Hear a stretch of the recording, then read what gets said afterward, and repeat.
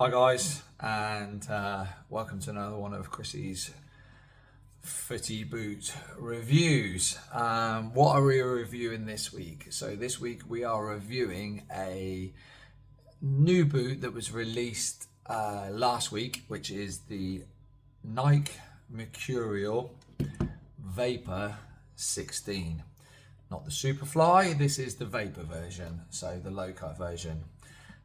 This boot was released just over a week ago. I had it delivered, but the weather in the UK has been absolutely horrendous, and I didn't want to get them absolutely battered on the first occasion, so I kind of waited until the weather sort of sorted itself out a little bit. It's still not great, but so on and so forth. It is what it is. The Nike Mercurial Vapor 16.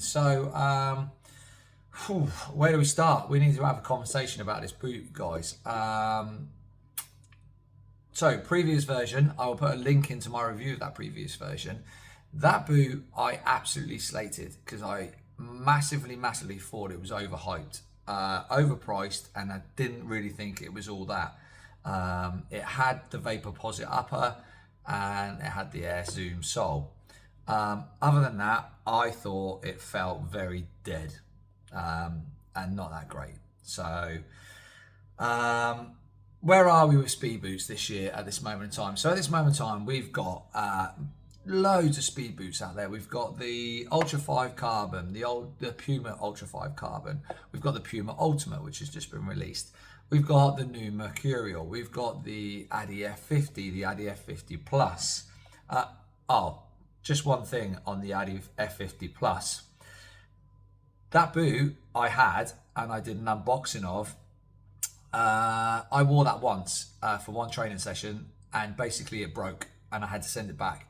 The sole plate above the light strike foam basically came unstuck and was coming away, so that got sent back. But anyway, that's by the by. That's a completely different story. But yeah, if you're thinking about the F50 Plus, I would suggest that you be careful with that boot, because as I said, I had to send that back, and that was basically playing in the UK on a natural grass pitch, one session.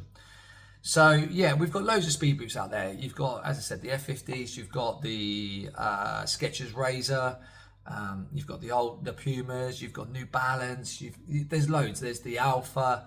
So there's lots of speed boots out there at the moment. It's a buyer's market, 100% is.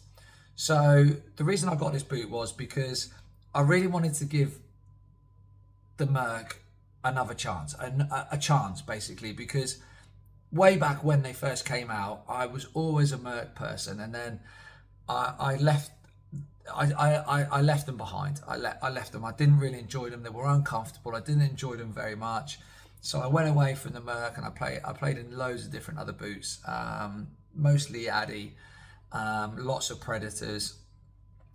So yeah, when the Vapor Posit one came out last couple of years back in that gold World Cup colorway, or bronze purpley color, that really sparked me. Okay, yeah, let's give this a go. Super disappointed with that boot. Super disappointed. It just did nothing for me. So where does that leave us now with the new one, with the 16? So first and foremost, it has a grip nip upper. I wore this boot for about an hour and a half on Thursday in training. I've never experienced grip fit before. It's obviously on the Luna, it's on the Phantom. I've never worn those boots, so I didn't really know what to expect. I have to say, I did enjoy it. It's very soft, it's very pliable, it's very wide. If you have a wide foot, I don't think you're going to have any issue with it at all. It took me a while. It took me a bit to get used to it. I really enjoyed the feel around my feet. I could really ping the ball. I got stuck on the ball a couple of times, which made me kind of lose my balance and almost fall over. So that is going to take a bit of getting used to. But yeah, really nice. I've got to be honest, it's really nice. It's not as thin as the F50s, which obviously I've reviewed. I didn't like that boot. I sent it back. So yeah, you've got this, as I said, you've got this grip knit upper, which is more of like a knit material, going back hence to the older Mercurials. Then you've obviously got this, what's it called now? This Atom Knit, is it? Oh, I can't think what it's called now. Atom Pro or something or other around to the back here, which gives you a little bit of structure. But again, it's quite forgiving. As you can see there, it's quite wide. It does give quite a lot. So if you have got a wider foot, I don't think this is going to be a particularly an issue for anybody. As I said, I don't have massively wide feet. I don't have super skinny feet, probably just about average. So yeah, I don't see any issues there. The heel area is nice and padded. So let's get these laces out of the way. So the heel area is nice and padded. Don't know if you guys can see that in there. That's quite nice. It's a nice sensation.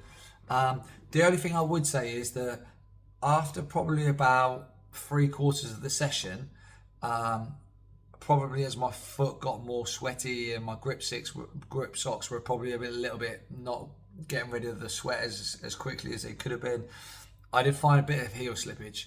I'm not going to lie, there was a bit of heel slippage in here. So going forward, I will be changing this to the runner's loop just to give me that little bit of extra lockdown.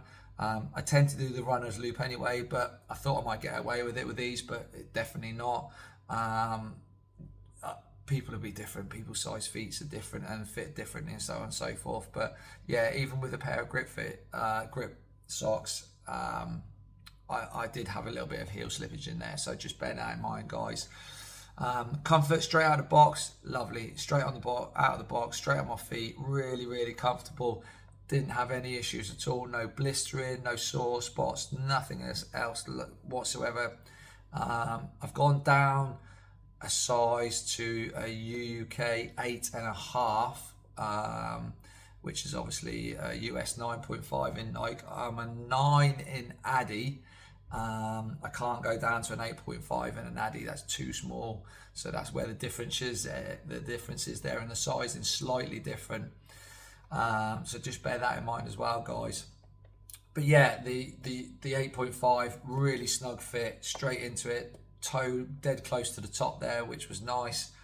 The air zoom unit, obviously that's been redesigned this year, same as the stud layout, obviously much more aggressive with the chevrons.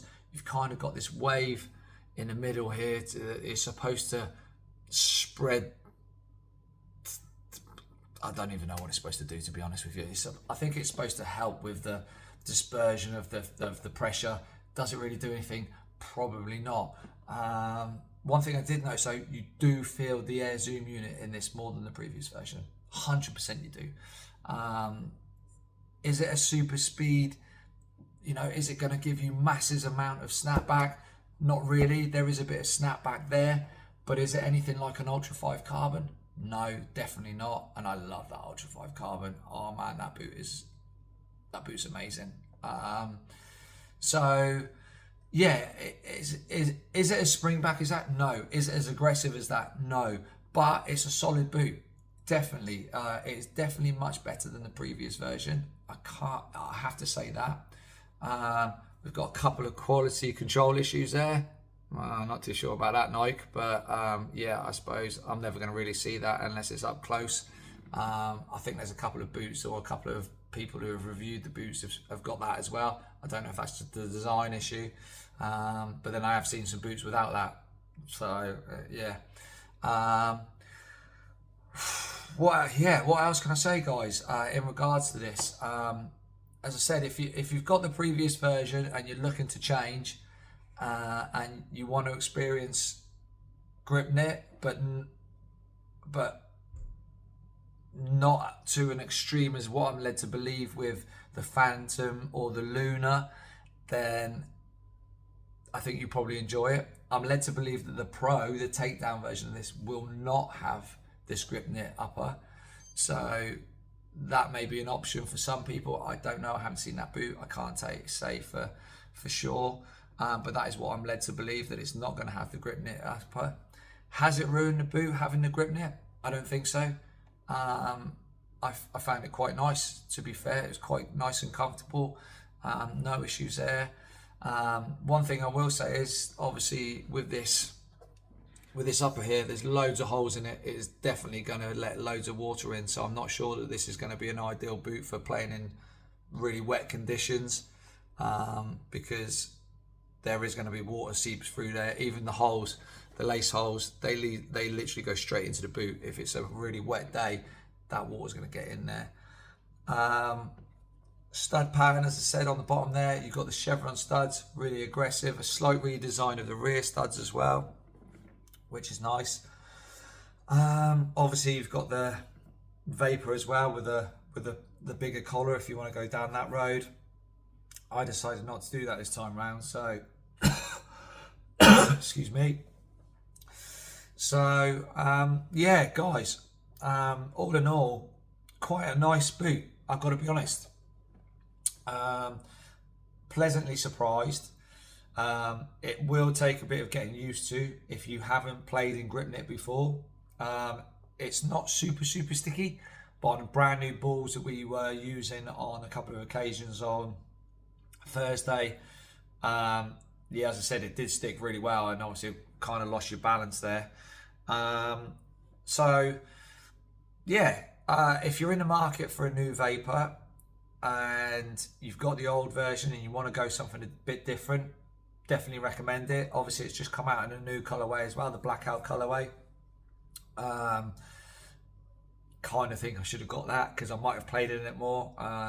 If you're a bit of a clean freak like me and you like your boots kept fairly clean and clean them after every session and so on and so forth, then probably this white color is not ideal.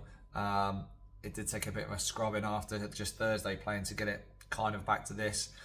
So yeah, maybe I should have gone for the blackout version. But yeah, definitely going forward, I would definitely be tempted to buy another colorway of this boot, 100%.